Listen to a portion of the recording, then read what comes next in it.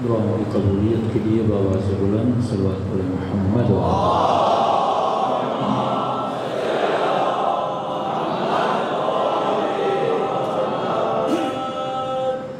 ہر وہ مومن جو پچھلے سال اس فرش عذاب پر موجود تھا لیکن اس سال موجود نہیں ہے، اور تمام تر شہدائے ملت کو یاد کرتے ہوئے ایک مرتبہ سورۃ الفاتحہ الرحمن الرحیم بسم اللہ الرحمن الرحیم بسم اللہ الرحمن الرحیم ربنا تقبل منا انک انت السمیع العلیم صلوات پڑھیں محمد وعلی محمد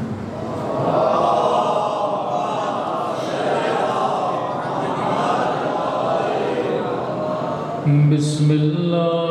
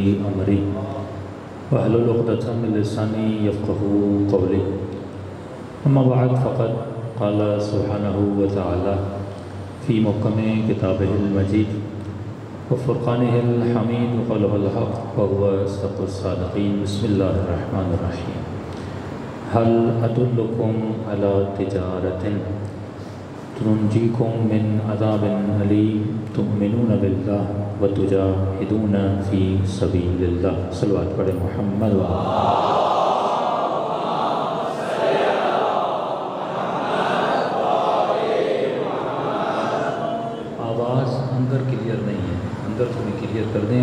सल्लल्लाहु अलैहि मोहम्मद व आला मोहम्मद।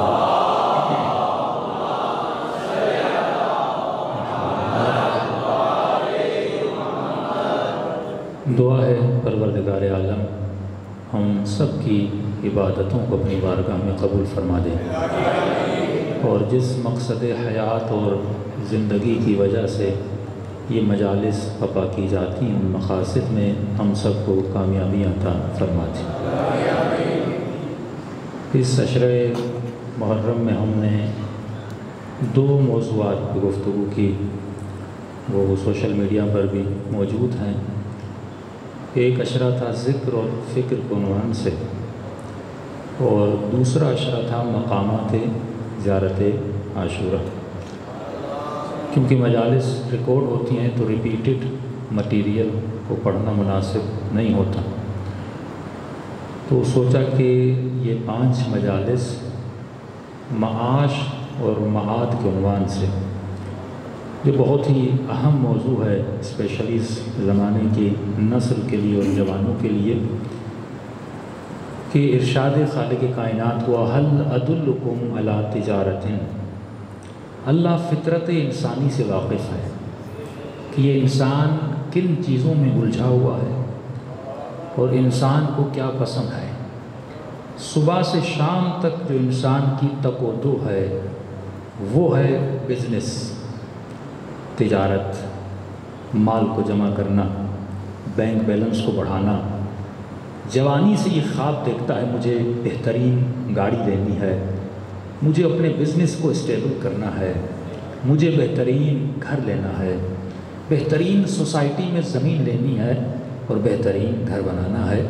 अल्लाह फ़ितरत को जानता था कि इंसान माश के पीछे है, इसे माल चाहिए, इसे दौलत चाहिए, इसे मकाम चाहिए, इसे शोहरत चाहिए, इसे हुकूमत चाहिए। लिहाजा उसने कहा कि मैं इससे इसकी ज़बान में बात करूँ, कि जो इसको पसंद है उसी लहजे में से इंसान से बात करूं, ये शायद मेरी तरफ राग़िब हो जाए। आवाज़ आई हल अदुल्लुकुम अला तिजारतिन, क्या तुम्हें एक ऐसे बिज़नेस की तरफ, तिजारत की तरफ दावत दूं जिसमें नफ़ा ही नफ़ा है, फ़ायदा ही फ़ायदा है, क्योंकि तू है फ़ायदे के पीछे।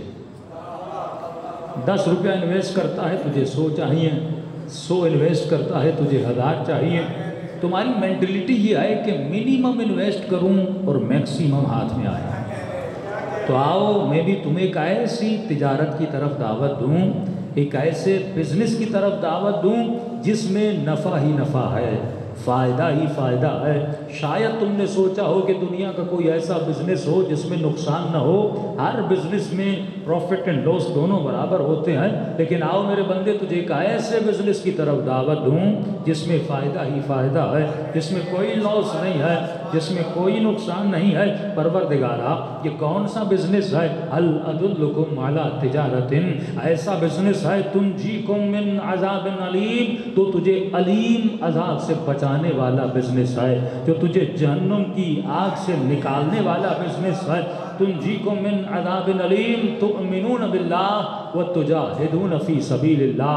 अगर ये बिज़नेस करना है तो इसका तरीक़ा ये है कि मुझ खुदा पर ईमान लेकर आओ और मेरी राह में जिहाद करो। खुदाया किसके ज़रिए से बिज़नेस करना है? वो कौन सी चीज़ है जो तुम्हारी राह में लेकर आऊँ जिससे मुझे नफ़ा ही नफ़ा मिले? आवाज़ आई बि अम्वालिकुम व अनफुसिकुम, आ अपने माल के ज़रिए से मेरे साथ बिज़नेस कर, आ अपनी जानों के ज़रिए मेरे साथ बिज़नेस कर, आ अपनी औलाद के ज़रिए मेरे साथ बिज़नेस कर। अब जब तारीख़ में निगाह दौड़ाते हैं तो एक ही शख्स नज़र आता है जो माल से भी बिज़नेस कर रहा है, जो जान से भी बिज़नेस कर रहा है, जो अपने नफ्सों से बिज़नेस कर रहा है। और ये कब पता चला? जब शबे हिजरत अली बिस्तरे रसूल पे सोते हुए नजर आए।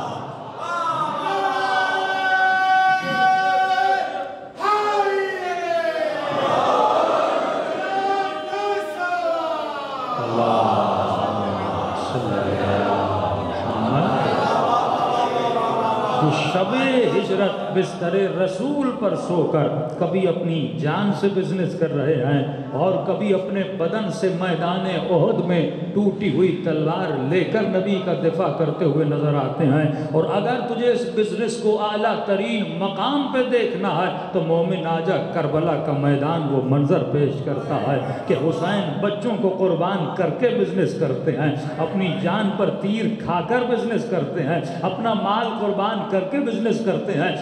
سیدہ زینب کے بزنس کو دیکھ کہ وہ خدا سے کس طرح ڈیل کر رہی ہیں کہ اپنا سب کچھ لٹا کر اس کی رضاؤں کو خرید کر بتایا اگر کوئی بہترین تجارت ہے وہ اپنے رب کے ساتھ کی گئی تجارت ہے۔ صلوات پڑھیں محمد و آل محمد۔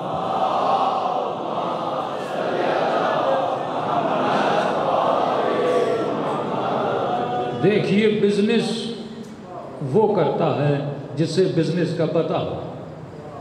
اناڑی بندہ کام کرے گا تو اسے کیا ہوگا؟ نقصان ہو جائے گا۔ تو اب رول بزنس کا یہ ہے کہ پہلے جانو کہ تجھے اس مال کو انویسٹ کہاں کرنا ہے اور اس اولاد کو کہاں انویسٹ کرنا ہے اور اس نفس کو، اس جان کو کہاں انویسٹ کرنا ہے۔ اب جب ہم بزنس کرنا چاہتے ہیں تو آفر دینے والے بہت زیادہ ہوتے ہیں، لیکن وہ اس وقت جب ہمارے پاس کوئی قیمتی چیز ہو۔ اگر میرے پاس 1 کروڑ ہے تو کافی لوگ آئیں گے، مولانا یہاں پر انویسٹ کریں، وہ کہے گا مولانا وہاں پر انویسٹ کریں، کیونکہ ان کا انٹرسٹ ہے، مجھ میں نہیں 1 کروڑ میں۔ محبت مولانا سے نہیں ہے، 1 کروڑ سے ہے۔ ہر کوئی آئے گا مولانا یہاں پر انویسٹ کریں یہ اچھا بزنس ہے، وہاں پر انویسٹ کریں یہ اچھا بزنس ہے۔ اب انویسٹمنٹ میری ہے، مرضی بھی میری ہے، چاہے پیسے کو آگ لگا دوں، چاہے کسی اچھی جگہ پر انویسٹ کر دوں۔ لیکن اللہ کے ساتھ جب بندہ بزنس کرتا ہے تو عالم تعجب یہ ہے اور عالم عجب یہ ہے کہ وہ اس شے سے بزنس کروا رہا ہے جو ہے بھی اس کی اپنی۔ کیا یہ ہاتھ میرا ہے؟ کیا یہ آنکھیں میری ہیں؟ کیا یہ ہاتھ میرے ہیں؟ میرا ہے بھی کچھ نہیں، اور کتنا سخی ہے، کہتا ہے میری دی ہوئی چیزوں سے میرے ساتھ بزنس کرو۔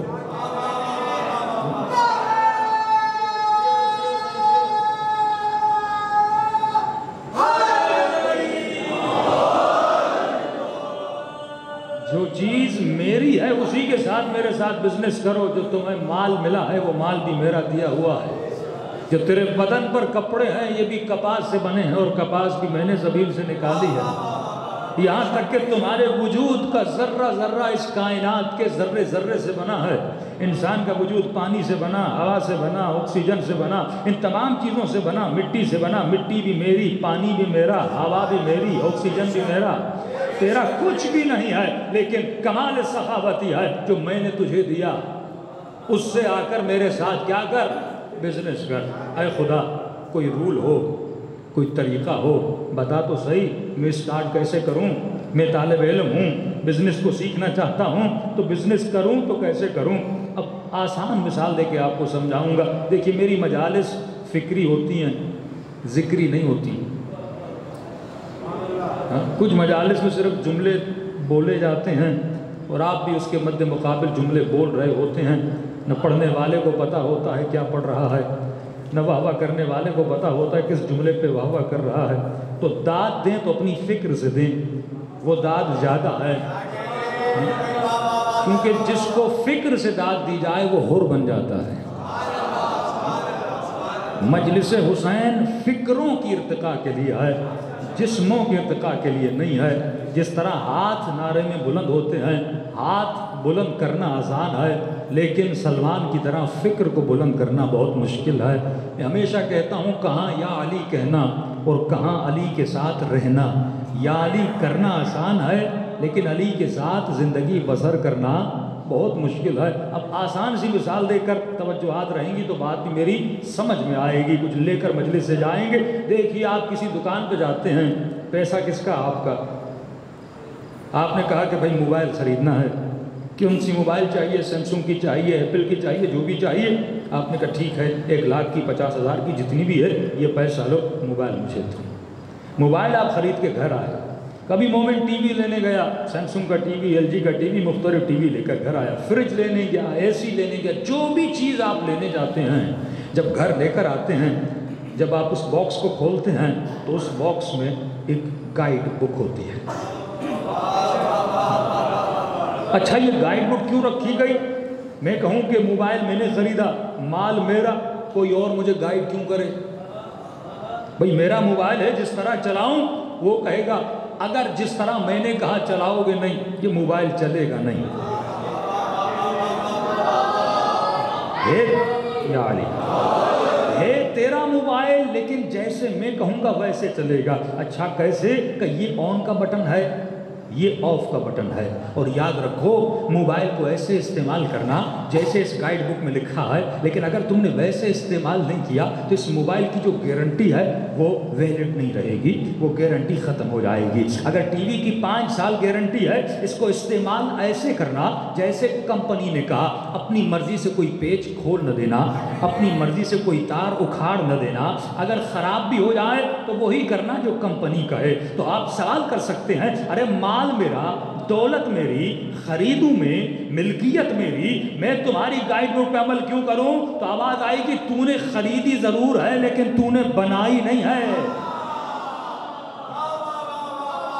اس موبائل کو بنانے والا میں ہوں، اس موبائل کو کریٹ کرنے والی میں کمپنی ہوں، لہٰذا مجھے پتا ہے کون سا بٹن کون سا عمل کرتا ہے، کون سا بٹن سوئچ آف کا ہے، کون سا بٹن والیوم کو ہائی کرتا ہے، کون سا بٹن والیوم کو لو لیول پہ لے آتا ہے، کیونکہ بنایا میں نے ہے۔ لہٰذا بتاؤں گا بھی میں کہ تمہیں موبائل کو استعمال کیسے کرنا ہے۔ تو ہے کوئی کائنات کا ایسا بچہ، ہے کوئی کائنات کا ایسا انسان جو یہ کہے کہ اس بدن کو میں نے بنایا ہے؟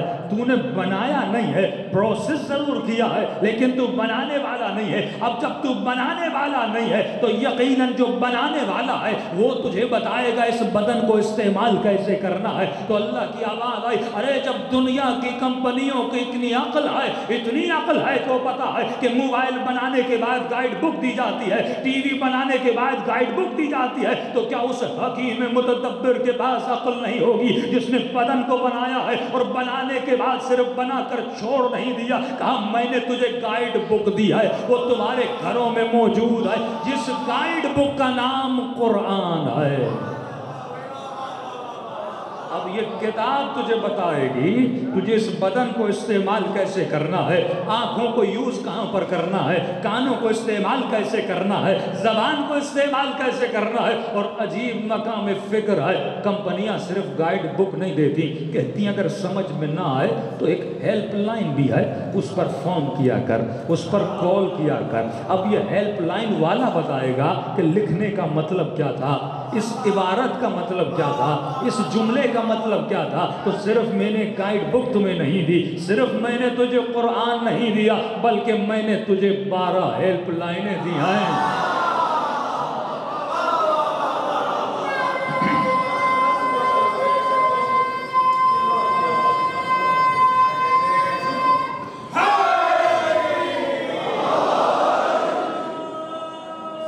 میں نے تجھے 12 ہیلپ لائنیں دی ہیں، اگر یہ گائیڈ بک سمجھ میں نہ آئے اس ہیلپ لائن پر فون کر دینا، وہ تمہیں بتا دیں گے کہ اس آیت کا مطلب کیا ہے، اس جملے کا مطلب کیا ہے، اس لفظ کا مطلب کیا ہے۔ تو کسی جوان نے کہا تھا مولانا اگر ہیلپ لائن بھی ہے اور گائیڈ بک بھی ہے تو پھر لوگ گمراہ کیوں ہوتے ہیں؟ اگر ہیلپ لائن بھی ہے اور گائیڈ بک بھی ہے تو لوگ گمراہ کیوں ہوتے ہیں؟ میں نے کہا آپ نے سچ کہا، گائیڈ بک بھی ہے، ہیلپ لائن بھی ہے، گمراہ اس لیے ہوتے ہیں کیونکہ رانگ نمبر ڈائل کرتے ہیں۔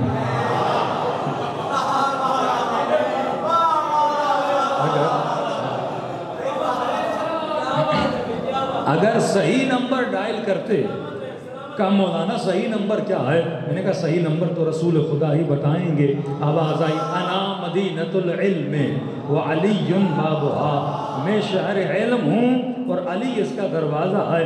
اگر تمہیں میرے بعد کسی سے ہیلپ لینی پڑے تو دروازہ ایک ہے، 3 نہیں ہے، ایک ہی دروازہ ہے، جس دروازے پہ آ جانا اور مدد لے کر چلے جانا۔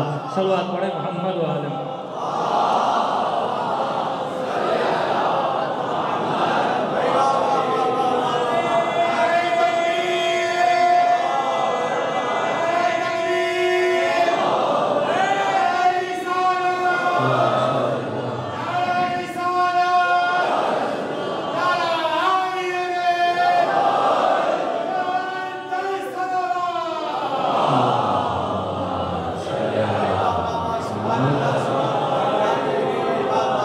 تمہیں اسی طرف رجوع کرنا تھا جو رسول خدا نے بتایا۔ اب دین کے ہیلپر کون تھے؟ یہ رسول سے پوچھو، کسی غیر سے نہ پوچھو۔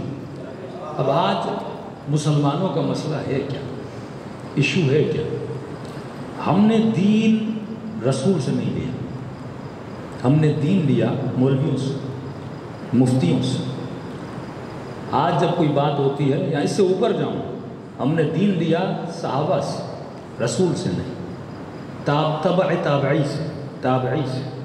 آج جب کسی کی تعریف کی جاتی ہے تو یہ کہا جاتا ہے کہ فلاں صحابی نے فلاں صحابی کے لیے جملہ کہا، یہ کہا جاتا ہے فلاں تابعی نے فلاں صحابی کے لیے یہ جملہ کہا، فلاں بزرگ نے فلاں بزرگ کے لیے یہ جملہ کہا۔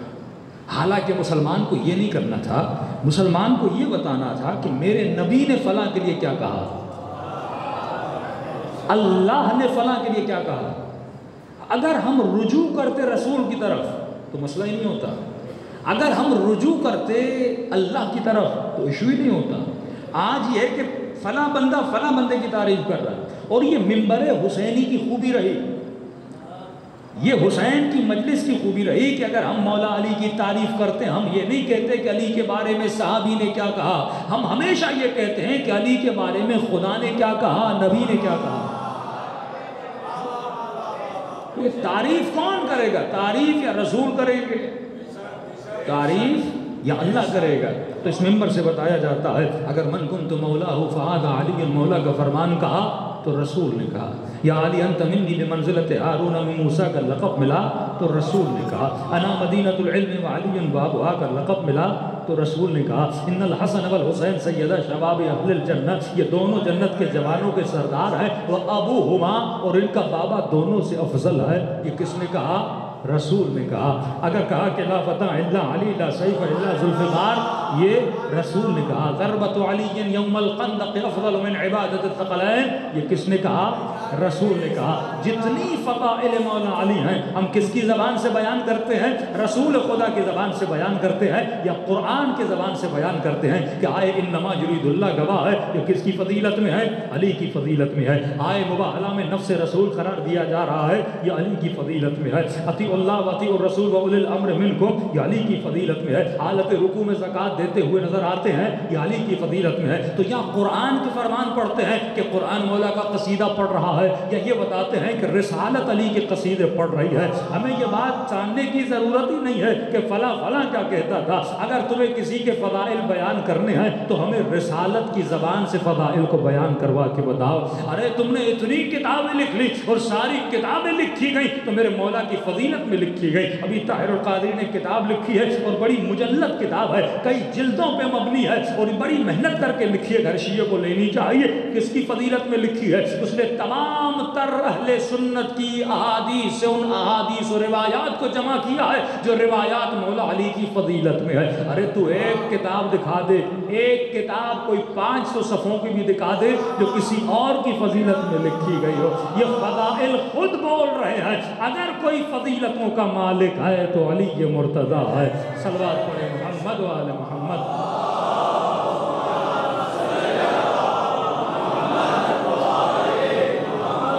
وعجل فرجہم، اللہ نے آواز دی اے انسان میں نے تمہارے وجود کو بنایا، صرف اس جسد خاکی کو بنا کر چھوڑ نہیں دیا۔ یہ جسد بنا، اس جسد کو سمجھنے کے لیے میں نے تمہیں ایک کتاب دی، اور اس کتاب کو سمجھنے کے لیے میں نے تجھے 14 معصوم دیے کہ جن سے پوچھو اس آیت کا مطلب کیا ہے۔ آواز آئی حل ادلکم، اے بندے آ جا اپنے رب کے ساتھ تجارت کر، بزنس کر۔ اے خدا کس طرح کروں؟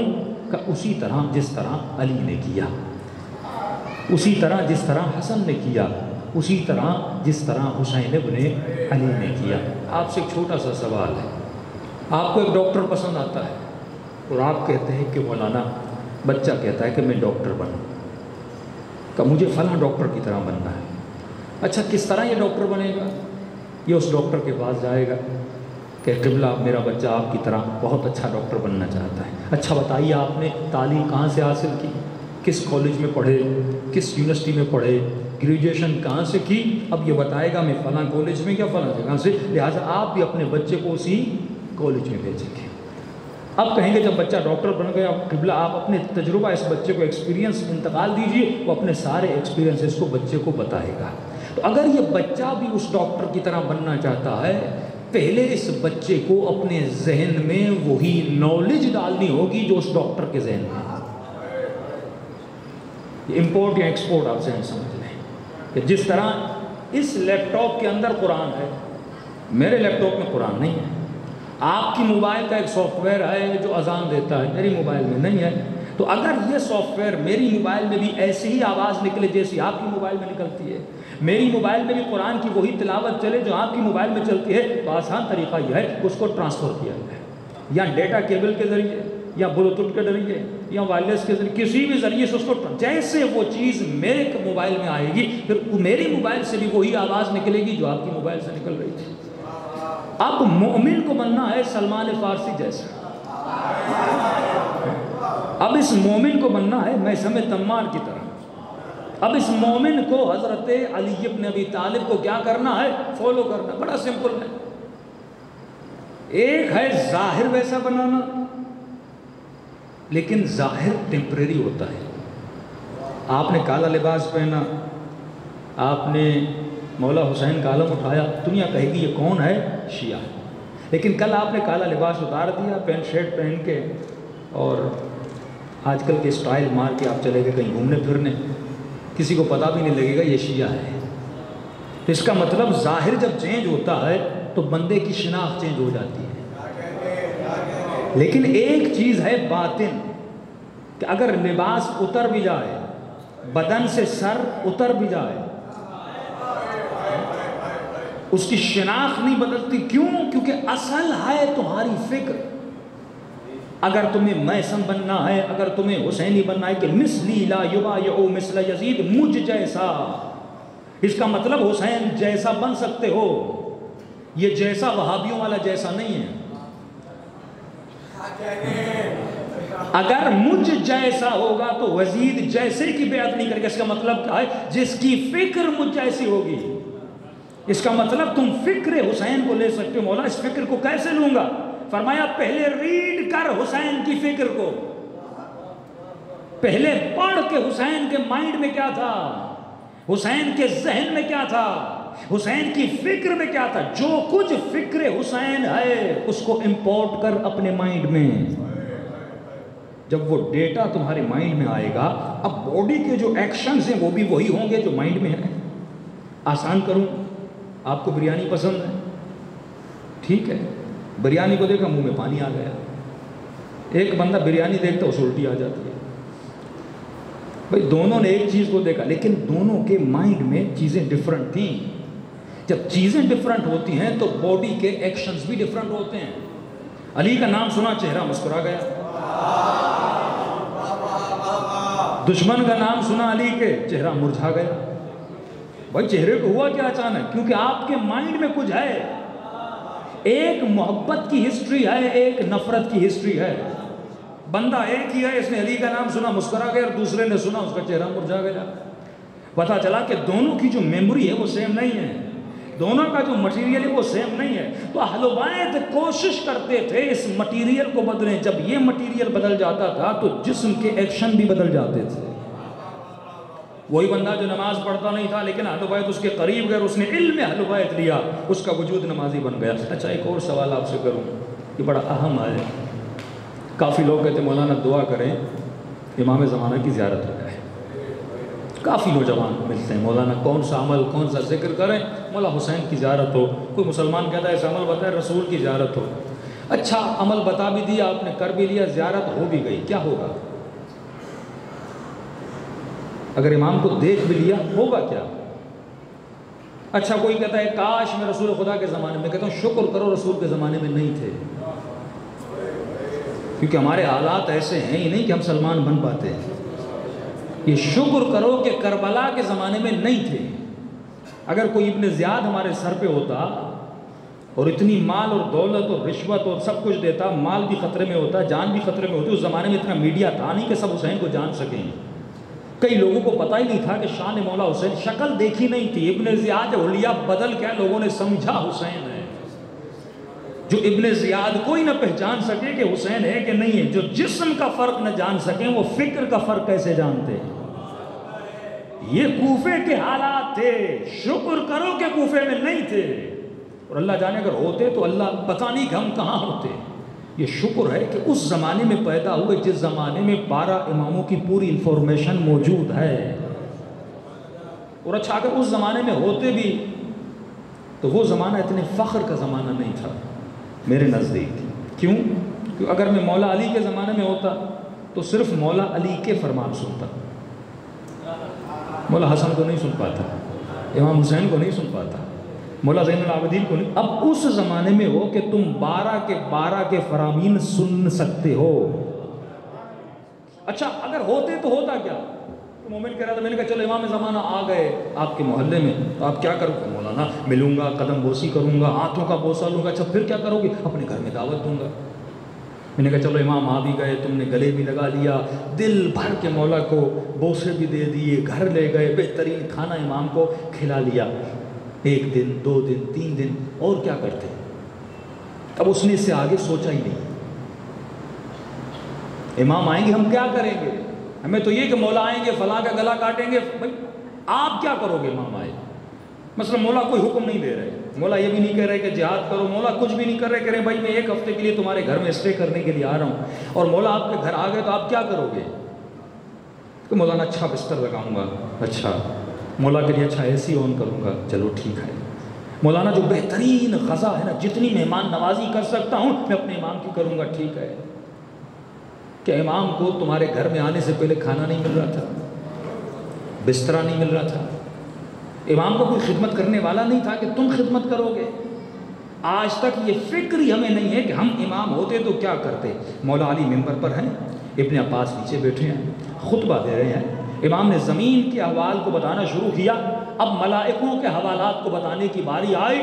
جب دعویٰ کرتے تھے سلونی سلونی قبل ان تفقدونی، ایک مرتبہ ایک احمق نے علی سے سوال کیا کہ علی میرے سر میں بال کتنے ہیں؟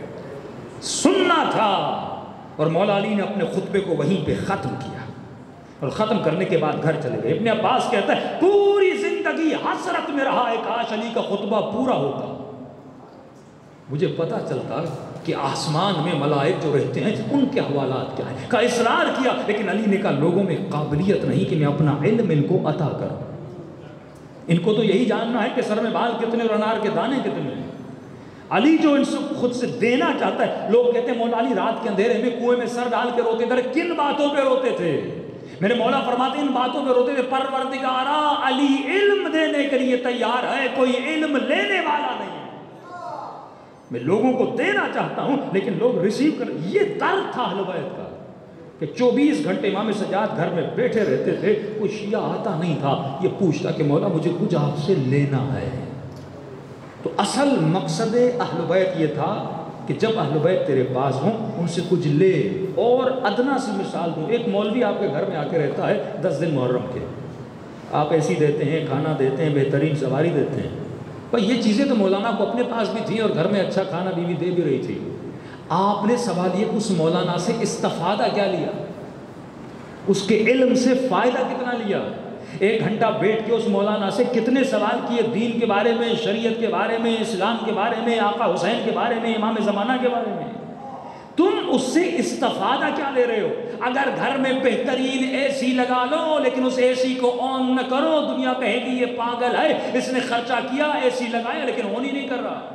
اگر تم مہنگی سے مہنگی گاڑی خریدو لیکن اس گاڑی کو اسٹارٹ ہی نہ کرو، اس پہ سواری نہ ہو جاؤ، اس گاڑی کو خریدنے کا مقصد بیکار ہے۔ اگر تم منرل واٹر کی بوتل لے کر آؤ اور مہینے کے مہینے گھر میں پڑی رہے، وہ پانی نہ پیو، دنیا کہے کہ اس نے پانی کو ضائع کر دیا۔ اگر حسین تیرے درمیان رہیں اور حسین کے علم سے استفادہ نہ کرو، اگر علی امت میں رہیں اور امت علی کے علم سے استفادہ نہ کرے، گویا اس نے مولا علی کو ضائع کر دیا، اس نے اپنے امام کو ضائع کر دیا۔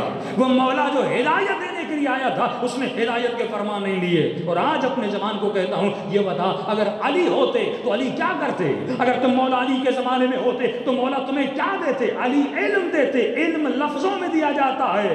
اگر علی آج تمہارے درمیان نہیں ہے تو وہ لفظ موجود ہیں جو نہج البلاغہ کی صورت میں موجود ہیں.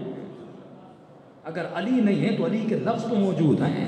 اگر تمہارا چوتھا امام تمہارے درمیان ہے، اگر مولا ہوتے بھی تو کیا کرتے؟ اگر امام سجاد ہوتے ہمارے درمیان تو کیا کرتے؟ مولا ہمیں یہی صحیفے سجادیہ پڑھاتے نا، مولا یہی ابو حمزہ سمالی پڑھاتے نا، مولا یہی دعائے مکارم الاخلاق ہمیں دیتے نا. اگر امام نہیں ہے تو مولا کے لفظ تو موجود ہیں. اگر مولا علی کے زمانے میں تم ہوتے بھی تو مولا علی تمہیں کیا دیتے؟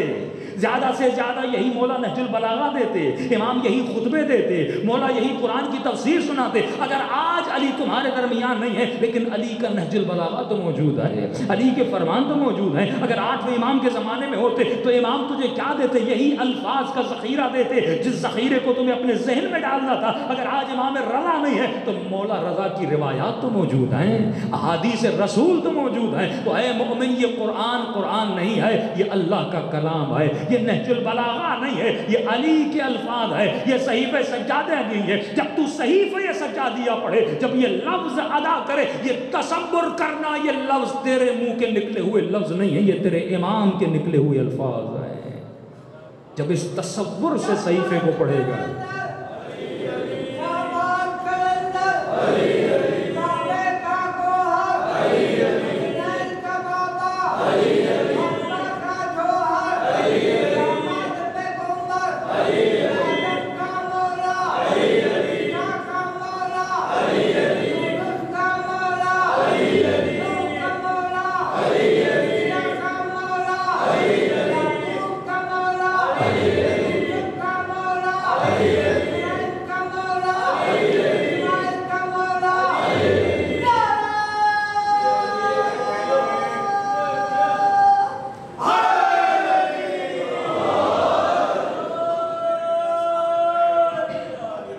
ایسے 4 نعرے لگ گئے تو 20 منٹ تو نکل گئے.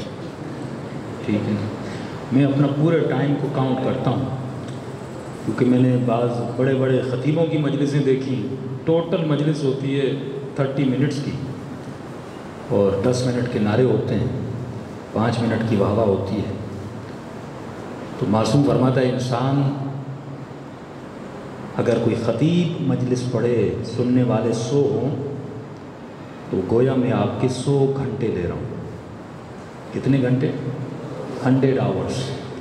آپ سے سوال ہو نہ ہو مجھ سے ہوگا کہ تم نے 100 گھنٹے لوگوں کے لیے دیا کیا؟ یہ معصوم کی سوچ ہے. اے انسان اپنے ٹائم کو، اس وقت کو اہمیت دو کہ یہ وقت امانت الہی ہے. اس وقت کو کہاں پر گزار رہے ہو؟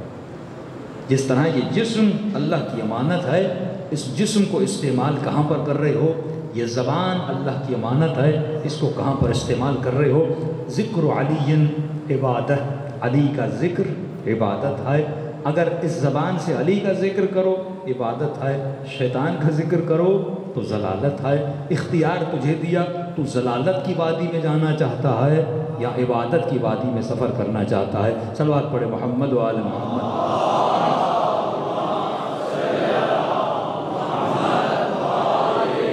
تو ہدف حیات بشر یہ تھا کہ انسان اپنی فکر کو استعمال کرے. اگر آج مولا علی کا جسم ہمارے درمیان نہیں ہے لیکن مولا علی کی فکر آپ کے گھروں میں پڑی ہوئی ہے. 14 کے 14 امام آپ کے گھر میں موجود ہیں. یہ الفاظ آپ کے اماموں کے ہیں. یہ 90 جلدیں بہار الانوار کی میرے لفظوں سے بھری نہیں ہوئی، آپ کے اماموں کے الفاظ سے بھری ہوئی ہے. جس طرح کل اہل بیت غریب تھے، اس طرح آج اہل بیت غریب ہے. ہم 2 گھنٹے نیوز پیپر تو سن سکتے ہیں لیکن ہمیں اتنا وقت نہیں کہ ہم مولا علی کی نہج البلاغہ پڑھیں. ہم ایک دن کے لیے صحیفہ سجادیہ پڑھیں. آپ کو یقین نہیں ہوگا کچھ معجزے ہیں اہل بیت کے، ہم اپنی اصطلاح میں کہتے ہیں مردہ معجزے. کچھ معجزے ہیں زندہ معجزے. ایک مرتبہ میں ممبر سے پڑھتا ہوں کہ مولا نے فلاں مردے کو ٹھوکر ماری اور زندہ کیا. اب آپ نے کہہ تو دیا لیکن مد مقابل والا مانے گا نہیں، کہ یہ شیعوں کی گھڑی ہوئی باتیں ہیں، ہم نے تو دیکھا نہیں تھا، ہم تو تھے نہیں. کچھ معجزے ہیں اہل بیت کے زندہ معجزے. جو آج بھی لوگ اس کا اقرار کر سکتے ہیں کہ واقعاً یہ مولا علی کا زندہ معجزہ ہے۔ ایک بزنس مین تھے، ہم نے ان کو مولا علی کی دعائے کمیل دی، وہ پڑھ کے پریشان ہو گیا کہ اگر ہم کسی انسان کی تعریف بھی کریں 4 لائنیں 5 لائنیں 1.5 لائن 3 لائن تھک جاتے ہیں، کہا یہ کون ہے جس نے خدا کی تعریف میں انبار الفاظ لگا دیا، اتنی تعریف۔ اس نے کہا کوئی اور دعا ہے؟ ہم نے کہا ایک اور دعا ہے، اس کے پڑھنے کے بعد تو تمہیں معراج حاصل ہو جائے گی۔ فرمایا وہ کون سی دعا ہے؟ میں نے کہا امام حسین کی دعائے عرفہ پڑھ۔ پوری دعا میرے آقا نے کھڑے ہو کر پڑھی ہے، اور جب اس نے یہ دعا ختم کی اس نے کہا واقعاً کوئی امام حق ہو سکتا ہے تو وہ اہل بیت ہے۔ ایک دعا کی وجہ سے وہ شیعہ بن گیا کہ عام انسان ایسی دعا نہیں پڑھ سکتا، اور کھڑے ہو کر بغیر سوچے بغیر، یعنی امام کی زبان سے الفاظ ایسے نکل رہے تھے جیسے چشمہ زمین سے جاری ہوتا ہے، الفاظ نکلتے جاتے تھے، حسین کے آنسو ایسے بہہ رہے تھے۔ کون ایسی دعائیں کسی مکتب میں موجود نہیں ہے، لیکن اگر کوئی مکتب میں ایسی دعائیں ایسے الفاظ موجود ہے وہ مکتب اہل بیت ہے۔ میں نے کئی سال پہلے اہل بیت کے زندہ معجزے کی دلیل یہ دی تھی، میں نے کہا مولا ممبر پر گئے تھے اور لوگوں نے سوال کیا تھا یا علی کوئی ایسا خطبہ دے سکتا ہے جس خطبے میں نقطہ نہ ہو؟ علی نے سوچا نہیں، علی نے یہ نہیں کہا کہ کل رات لکھ کے آؤں گا کسی شاعر کی طرح اور تمہیں سناؤں گا۔ امام نے کہا کسی نے کہا تو نہیں لیکن علی ابھی تجھے سنا دیتا ہے۔ مولا اسی وقت خطبہ، اسے کہتے ہیں علم لدنی، جو کسی مدرسے سے لے کر نہ آئے، بغیر سوچے جب زبان پر الفاظ الہی جاری ہوتے ہیں تو اہل بیت کا علم بتا رہا تھا کہ ہمارا علم کسی مدرسے کا علم نہیں ہے، یہ علم الہی ہے جو اللہ کی طرف سے ہمیں عطا کیا گیا ہے۔ یہ اہل بیت کے زندہ معجزے ہیں۔ کسی جوان کو اہل بیت کی معرفت دلانی ہے، واللہ یہی دعائیں کافی ہیں۔ آپ کی یہی دعائیں صحیفہ سجادیہ کی جو دعائیں ہیں، یہ دعائیں امریکہ میں میڈیٹیشن کے لیے ٹرانسلیٹ کر کے مسیحی اپنے جوانوں کو پڑھاتے ہیں۔ ایک مومن کہتا ہے جب میں وہاں پر گیا اور مجھے دعا دی گئی، انگلش میں تھی، میں پڑھنے لگا، وہ پریشان ہو گیا، یہ الفاظ جانے پہچانے لگتے ہیں۔ جب میں نے ان الفاظ کو صحیفہ سجادیہ میں دیکھا، ہو بہو وہی الفاظ تھے۔ اس مسیح پادری کو میں نے کہا کہ یہ الفاظ تو ہمارے امام کے ہیں، کہ مجھے پتہ نہیں تھا، کسی مسلمان نے کتاب دی تھی جس کتاب میں یہ الفاظ تھے۔ میں نے کہا اتنے سنہری الفاظ ہیں، تو جہاں پر حق کے الفاظ ہوتے ہیں اس کا کسی مذہب سے تعلق نہیں ہوتا۔ امام فرماتے آئے مومن، ہم نے تجھے اتنے خزانے دیے ہیں، لیکن سوال یہ ہے تم اس خزانوں سے استفادہ کیا کرتے ہو؟ دیکھیے آپ کے گھر میں پانی کی ٹینکی لگی ہوئی ہو، اگر آپ پانی نہ پئیں تو قصور آپ کا ہے، ٹینکی تو موجود ہے۔ علم اہل بیت کتابوں میں موجود ہے، سوال یہ ہے یہ جوان اس علم کو حاصل کتنا کرتا ہے؟ صلوات پڑھے محمد و آل محمد۔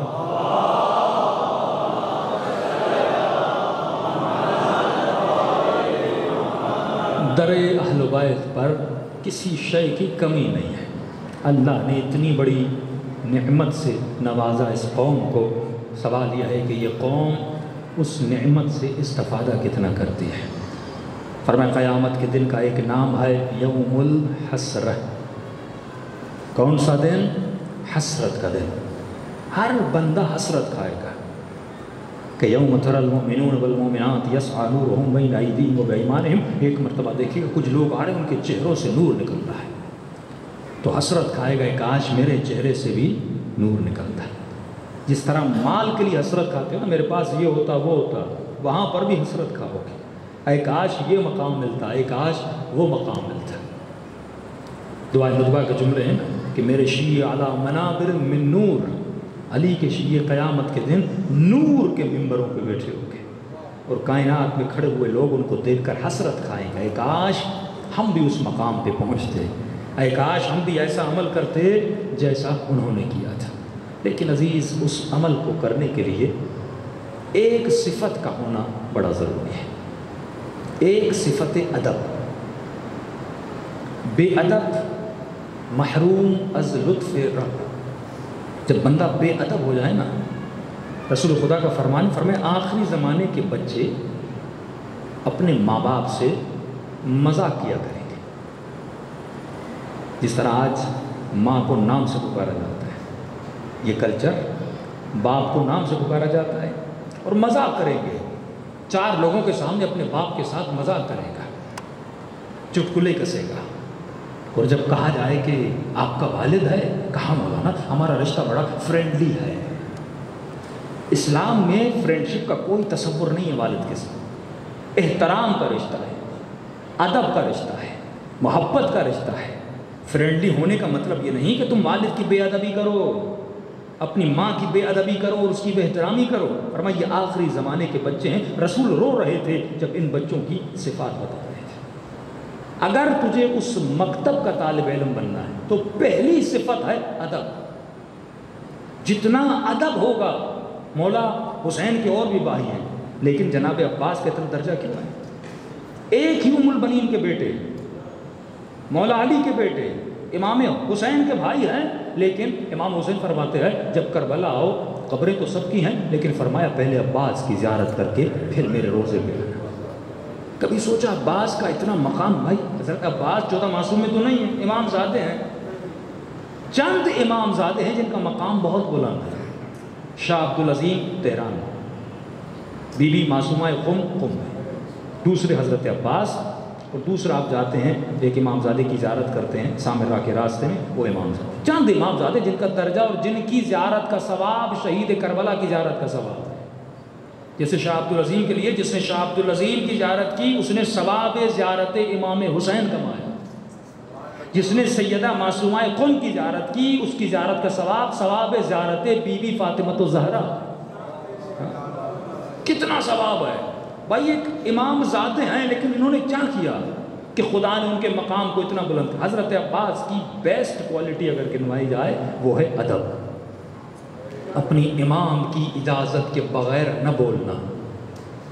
حسین اجازت نہ دیں، عباس تلوار نکالتے بھی نہیں ہیں، بہادر بھی ہیں، دل بھی کر رہا ہے کہ میں لڑوں لیکن امام کی اطاعت کے سامنے سر جھکا کر بیٹھے۔ ادب ہے، حر بنا۔ کس چیز کی وجہ سے؟ ادب کی وجہ سے۔ عالم محضر خدا است، یہ دنیا کس کا محضر ہے؟ اللہ کا محضر ہے۔ جب تمہارا عقیدہ ہے کہ امام زمانہ حاضر بھی ہیں ناظر بھی ہیں، حاضر ہیں مطلب مجھے دیکھ رہے ہیں، ناظر ہیں آنکھوں سے میرے اعمال پر میری زندگی پر نظارت کر رہے ہیں۔ اب جس کا عقیدہ یہ ہو کہ میرا مولا مجھے دیکھ رہا ہے، امام کے محضر میں ہوں، گویا امام کے سامنے لیکن میں نہیں دیکھ رہا، مولا دیکھ رہے ہیں۔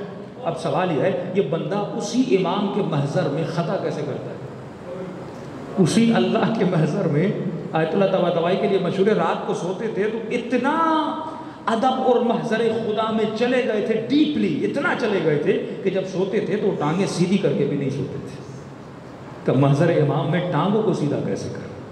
کبھی کبھی انسان اتنا ادب میں چلا جاتا ہے لیکن سوال یہ ہے کہ میں نے اپنے امام کا ادب کتنا کیا؟ حر نے کس کا ادب کیا تھا کسی کو پتا ہے؟ حر نے جناب فاطمہ کا ادب کیا تھا، اور اہل بیت کو بڑا پسند ہے کہ کوئی بی بی زہرا کا ادب کرے، کیونکہ زمانے نے اس بی بی کی بڑی بے ادبی کی۔ یہ خوشی ہوتی تھی اہل بیت کو کہ میری ماں کا ادب کیا، ارے جو اتنے فاصلے پر ہے اس نے ادب کیا، اور جو قریب تھے انہوں نے بے ادبیاں کی۔ تو ادب آپ کو بلندی پہ لے جاتا ہے۔ ہم پورے پاکستان میں جاتے ہیں اور میں نے بعض اوقات اپنی لینگویج میں کہتے بالکل ان پڑھ لوگ دیکھے، ان پڑھ مطلب پہلی کلاس بھی نہیں پڑھا ہوا ہے، تو بوڑھا سا ہے لیکن صاحب کرامت ہے، صاحب کرامت ہے۔ ایک ذکر اللہ نے اس کو دیا ہے، اس نے کہا مولانا یہ چیزیں ملائکوں کی زیارت ہوتی، صاحب کرامت ہے، اللہ نے طی العرض دیا۔ ایسے ہیں سندھ میں کئی شہروں میں ٹھٹے کی سائڈ پہ ہم مل چکے ہیں۔ میں پریشان، یہ پڑھا لکھا نہیں، عالم نہیں، لیکن ایک چیز میں نے دیکھی، یہ صاحب ادب تھا۔ آیت اللہ بہجت قم سے مشہد جاتے تھے اور ان کی روٹین تھی کہ صبح فکس 7 بجے امام رضا کے حرم آتے تھے، گرمیوں کے موسم میں وہ مشہد آتے تھے۔ لوگوں کا ہجوم ہوتا تھا کہ جیسے تقریباً 1.5 گھنٹہ بیٹھ کے ذکر کرتے تھے، ذکر کرنے کے بعد امام کی زری کی طرف جاتے تھے، پھر وہاں آدھا گھنٹہ ذکر کرتے تھے۔ اب یہ بس یہی وقت ہوتا تھا لوگوں کو ملنے کا، جب اٹھتے تھے تو لوگ ملتے تھے، کوئی ذکر پوچھتا تھا، کوئی ان کے ہاتھوں کا بوسہ لیتا تھا۔ اتنے میں ہماری سندھ کا ایک ملنگ تھا۔ اب دیکھیے نا کہ معرفت ہو اور ادب ہو تو یہ عرفا بھی ان کو پہچان جاتے ہیں۔ جس کو فارسی نہیں آتی تھی وہ ہر سال آتا تھا اور حرم میں ایک مرتبہ وہ پہنچا، اس کی عادت تھی جب بھی آتا تھا ایک شربت بناتا تھا آغا بہجت کے لیے اور آ کر ان کو دیتا تھا، وہ بھی ان سے لیتے تھے اور پیتے تھے۔ وہ پہنچا، آغا بہجت جا چکے تھے، تھوڑا دیر سے پہنچا۔ وہ بوڑھا حرم سے نیچے اترا، نیچے پارکنگ میں جا کے کھڑا ہو گیا۔ اب ہم نے کہا بھائی آغا بہجت تو نکل گئے، چلے گئے، تم یہاں انتظار کیوں کر رہے ہو؟ کہ نہیں ان کو پتا ہے کہ میں آؤں گا اور میں یہیں کھڑا ہوں۔ ہم نے 10 منٹ صبر کیا، آقا بہجت کی گاڑی گھوم کے وہیں پر آئی اور اس بوڑھے سے شربت پیا. تو بوڑھے نے کہا آقا کہاں تھے؟ آقا بہجت کہتے میں کئی وقت سے تیرا ہی انتظار کر رہا تھا. ایک بوڑھا جو بالکل ان پڑھ ہے لیکن ایک عالم کے دل میں اس کی اتنی محبت ہے. میں نے کہا پتہ میں اپنی لینگویج میں بات کرتا ہوں، ان کو پتہ چل جاتا ہے، وہ ایک اشارہ کرتے ہیں مجھے پتہ چل جاتا ہے، اپنا مفہوم دے دیتے ہیں. ایک عام سا ان بندہ ہے لیکن آپ دیکھیں کیونکہ اس کے وجود میں ادب ہے، وہ اہل بیت کا ادب کرتا ہے اور اتنا ادب ہے کہ محضر خدا میں رہتا ہے. ہم نے کبھی بھی اس بزرگ سے، اس بوڑھے سے کبھی گناہ کرتے ہوئے نہیں دیکھا. ایک اہل سنت کے بزرگ سے میں ملا، 75 سال اس کی ایج تھی، اہل سنت کا تھا. جب ملنے آیا اور امام حسین کا ذکر چھڑا، جسٹ امام حسین کا نام آیا، میں نے دیکھا اس کی آنکھوں سے آنسو رک نہیں رہے تھے. اور جیسے امام حسین کا نام آیا اس نے بس اتنا کہا کہ مجھے نہیں پتا کہ حسین نے حضرت علی اکبر کی مصیبت کو کیسے برداشت کیا ہوگا. وہ ہچکیاں مار کے رو رہا تھا. تو میں سمجھ گیا یہ یقیناً کسی مقام پر ہے کہ مولانا 24 گھنٹہ میرے ساتھ 2 ملائک ہوتے ہیں جن کو میں دیکھتا رہتا ہوں. اہل سنت کا ہے لیکن اللہ نے اتنی کرامت دی ہے. کیوں دی ہے؟ کیونکہ اس کے دل میں کس کا ادب تھا؟ اہل بیت کا ادب تھا. تو عزیزو یہ ادب جتنا بڑھائیں گے، یہ سوچ اپنے ذہن میں رکھیں کہ آپ کس کے محضر میں ہیں. محضر امام زمانہ میں ہیں، محضر پروردگار عالم میں ہیں. اور اس کے محضر میں جب بندہ ہوتا ہے اور اگر جرت کرے گناہ کرنے کی، معصوم فرماتے ہیں ہمارا شیعہ نہیں ہو سکتا. لیکن فرماتے ہیں انسان خطا کا پتلا ہے. اے انسان آ جا حسین کی مجلس میں.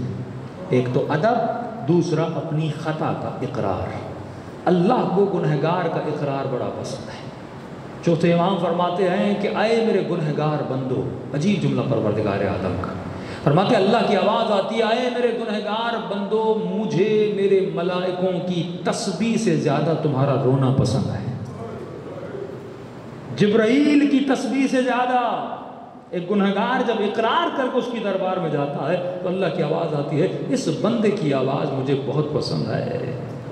اور اگر اسی آواز میں حسین کا گریہ بھی ہو، اسی آواز میں غم کے آنسو بھی ہوں، تو یہ تو نور علی نور ہے. دلوں کو کربلا لے جائیں اور سلام کریں اپنے آقا حسین کو کہ فرمایا کثرت سے میرے دادا حسین کو سلام کیا کر. مولا کیوں؟ فرمایا کیونکہ عاشورہ کے دن ان لعینوں نے میرے بابا کو سلام نہیں کیا. مولا سلام کیوں نہیں کیا تھا؟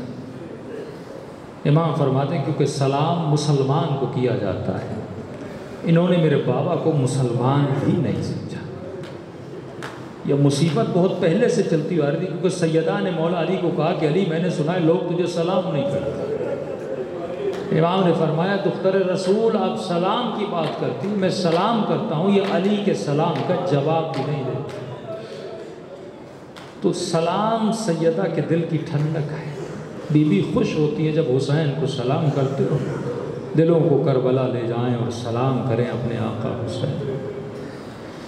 السلام علی الحسین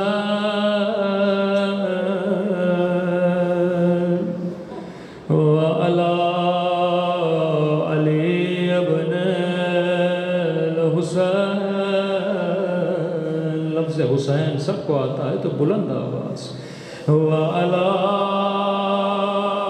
اولاد الحسین وعلی اصحاب الحسین. بلند آواز سے السلام علی وعلی علی ابن وعلی اولاد الحسین وعلی اصحاب بس صدائے بلند السلام علی الحسین وعلی علی ابن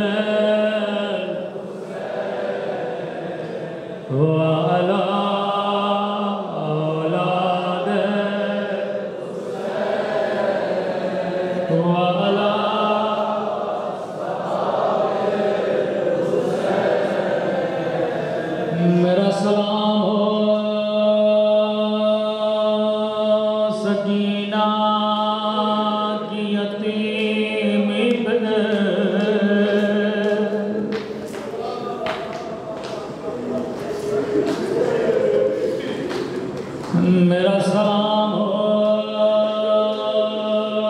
زینب کی لٹی ہوئی چادر پہ،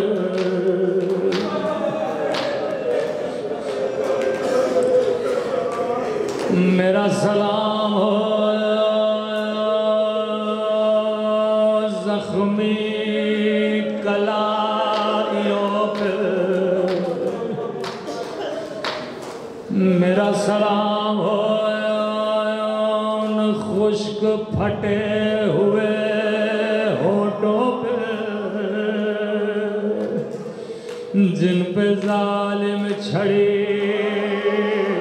مار رہا تھا۔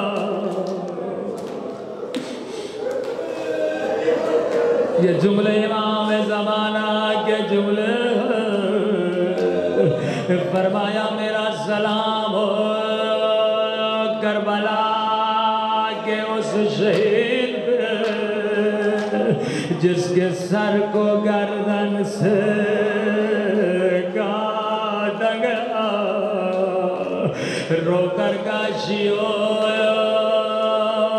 تو پانی روتا ہے لیکن تیرا امام زمانہ خون روتے ہیں۔ فرمایا جب بھی آنکھوں میں آنسو آئے اپنے امام کے ظہور کی دعا کیا کرو۔ فرمایا جب بھی میرے ظہور کی دعا کرو خدا کو میری پھوپھی زینب کا واسطہ دیا کرو۔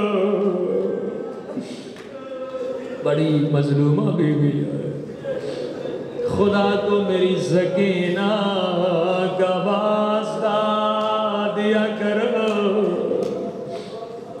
کسی نے چوتھے امام سے پوچھا مولا کیا شمر کی اپنی بچی نہیں تھی؟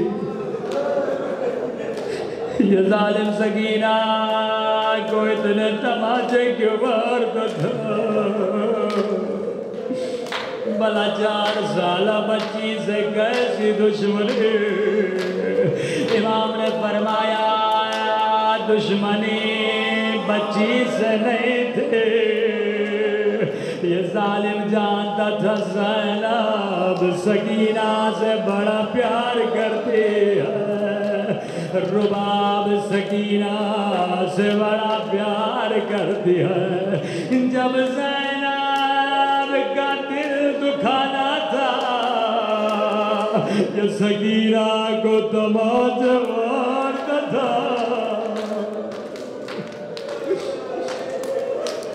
جب میرا کلیجہ جلانا تھا یہ بچی کو تماچے مارتا تھا۔ اسی لیے امام حسین فرماتے ہیں عزادارو جب بھی ٹھنڈا پانی پیو میری سکینہ کو سلام کیا کرو، ایک ایک گھونٹ کے لیے میری بچی کو ترسایا کرو۔ روایت کے جملے ہیں سادات کا قافلہ شام کا ایک شہر ہے نام ہے حلب، وہاں پہ پہنچا۔ فرمایا 40 گھوڑے سوار آگے آگے پیچھے پیچھے سیدوں کا قافلہ تھا۔ چوتھے امام فرماتے قافلے کو روکا گیا، سب بیویوں کو اتارا گیا۔ راوی کہتا شدت کی دھوپ تھی، جب یہ گردن کے توق گرم ہوتے تھے ان زخموں سے لگتے تھے،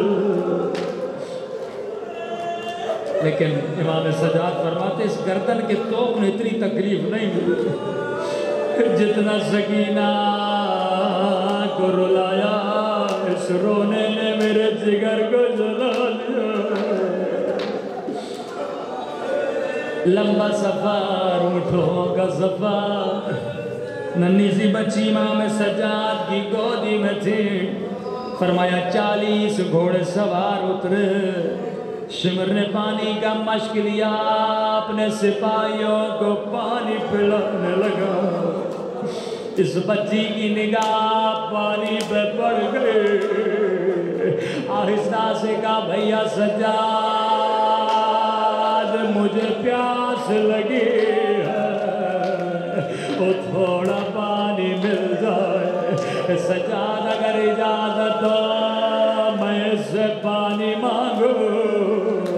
امام سجاد نے فرمایا سکینہ یہ تجھے پانی نہیں دے گا، لیکن جا اور حجت تمام کر، کہیں قیامت کے دن یہ نہ کہے بچی نے مانگا نہیں تھا۔ اب حسین کی بچی ننھے ننھے قدم ننگے پاؤں آہستہ آہستہ چلے۔ شمر کو کہا شمر تھوڑا پانی دے دو، مجھے خدا کی قسم ہے اگر کہتا سکینہ پانی نہیں دوں گا، حسین کی بچی تھی دوبارہ پانی نہیں مانگتی، لیکن ملعون نے کوئی جواب نہیں دیا، یہاں سپاہیوں کو پانی پلاتا رہا۔ سکینہ نے سمجھا شاید اس کے بعد پانی دے گا، شاید اس کے بعد پانی دے گا۔ امام سجاد فرماتے 40 گھوڑ سواروں نے وہ پانی پی لیا، لیکن حسین کی بچی اب تک پیاسی ہے۔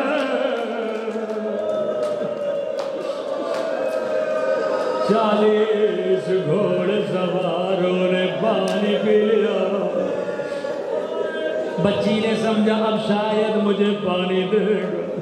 امام فرماتے اس نے پھر پانی کا مشق لیا، اب اس نے گھوڑوں کو پانی پلانا شروع کر دیا، لیکن سکینہ اب تک پیاسی ہے۔ جب گھوڑوں نے بھی پانی پی لیا، بچی چل چل کے تھک گئے، ایک مرتبہ زمین پہ بیٹھ گئی، شمر اب تو پانی دے دے۔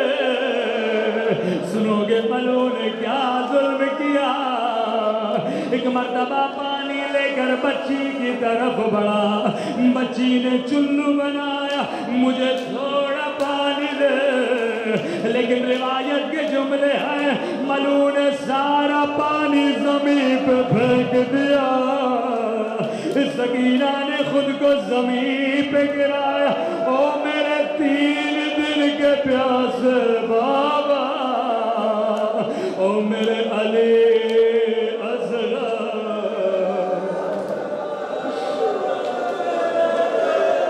خدا تجھے سکینہ کی پیاس کا واسطہ، ہمارے مولا اور آقا امام زمانہ کا ظہور فرما، ہم سب کو مولا کے آوان و انصار میں شریک فرما دے۔ اے خدا ہمارے قبر و برزخ کے سفر کو آسان فرما، ان آنکھوں کو امام زمانہ کی زیارت نصیب فرما، ہمارے والدین کے صغیرہ کبیرہ گناہ معاف فرما، جو بیمار ہیں انہیں شفاء کاملہ اور عاجلہ نصیب فرما، تمام مومنین کی شرعی حاجات کو اپنی بارگاہ میں قبول فرما۔ ربنا تقبل منا انک انت السمیع